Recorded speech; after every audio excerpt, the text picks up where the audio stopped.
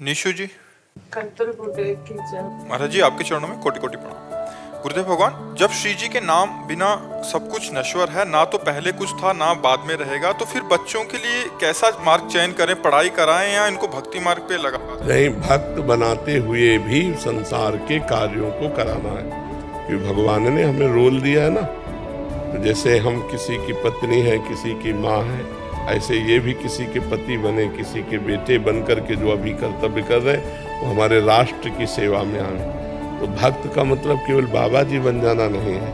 भक्त का मतलब देखो, हमको क्या करना पड़ा। हम 20 वर्ष एकांत में रहे, लेकिन आके समाज सेवा करनी पड़े कि नहीं करनी? रात्रि से लगे, 1 बजे रात्रि से लगे, बराबर अनवरत लगे। तो ये भी कर्तव्य कर्म करें। मनुष्य जन्म व्यर्थ ना जाए। नाम जप करो, भक्तिवान बनो और गृहस्थ बन करके समाज की सेवा करो। मान लो पढ़ लिख कर अच्छे पदाधिकारी बने तो भक्त पदाधिकारी है, इसलिए पाप नहीं करेगा, अधर्म नहीं करेगा, वो एक समाज को बहुत अच्छी व्यवस्था देगा। तो हमें चाहिए हम अपने पुत्र को भक्त बनावें और भगवान के भजन से युक्त एक संसार का व्यक्ति भी बनावें, जो किसी का पति बने, किसी का भाई बने, कोई राष्ट्र की सेवा करे, जिससे आना उसका सार्थक हो जाए। अर्जुन जी कह रहे मैं संन्यास लेके भजन करूंगा, भगवान कह रहे नहीं, युद्ध करो, युद्ध रूपी कर्तव्य कर्म को करो। तो बच्चों को पढ़ाए लिखाए और भगवान की भक्ति से युक्त करके एक सदगृहस्थ बनाए। अब जिनमें वैराग्य है, जैसे अपने लोगों को था कि बाबा जी बनना है, तो फिर उपदेश किसी के नहीं माने जाते, फिर भाग पड़ा जाता है भगवान की तरफ। अब बचपन से भगवान ने प्रेरणा की, तो अब इनमें से किसी को संत बनना होगा तो तुम बनाने से थोड़ी होता है। वो तो उसकी रुचि हो जाएगी कि मैं संसार में नहीं जाऊंगा, मैं भजन में लगूंगा। तो हमारा कर्तव्य है कि हम उसे संसार और भगवान दोनों के लायक बनावें। उसकी क्या स्थिति है वो उसे बता दे। गुरुदेव, आज का जो माहौल है उससे डर लगता है कि जब पढ़ने के लिए बाहर भी जाते हैं तो अभी यहाँ रहते हुए भी बच्चों में आपस में इतना कंपटीशन है, छोटे छोटे बच्चों में। ये तो मतलब बहुत विचारणीय विषय हो गया कि बच्चों के संस्कार बचा पाना बहुत कठिन है।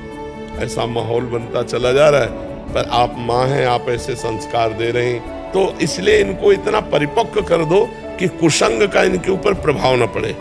इनको पहले से दोस्त की तरह समझाओ। तुम्हें कोई गलत आचरण के तो हमको तुरंत बताना। इनको इतना परिपक्व कर दो कि ये गलत कुसंग को आप तक पेश कर पावे।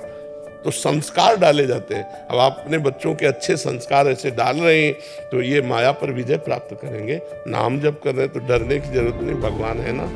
गुरुदेव, एक भाव आया था, जैसे मैं सोचता था कि आप और आपके शिष्य इतने प्यारे और सरल क्यों हैं। तो कल मैं गुरुदेव भगवान की मुझे दर्शन हुई वाटिका, राधा वाटिका में, तो मुझे सब कुछ सारा क्वेश्चन का आंसर वहाँ पे मिल गया। गुरुदेव वो इतने प्यारे, इतने सरल थे, मतलब मुझे एहसास हो रहा था कि आप भी वहाँ पे हो आसपास। नहीं, उन्हीं का सब कुछ है। बाबा को देखो तो पिता का लक्षण समझ में आ जाएगा, और पिता को देखो तो अपने लक्षण समझ में आ जाएगा। नहीं आ जाए तो बाबा से जो परमाणु आते हैं, तो जैसे हमारे गुरुदेव भगवान, अगर गुरुदेव भगवान के गुरुदेव भगवान को देखते, जो हमारे गुरुदेव भगवान के गुरुदेव भगवान हमने देखे, बच्चों जैसे वृद्ध थे, सब शास्त्रों का ज्ञान, लेकिन आपको ऐसा लगेगा कि जैसे 10-12 साल का बच्चा, एकदम निर्मल, एकदम शांत। तो महापुरुषों से ही तो सब स्वभाव परिवर्तित होता है।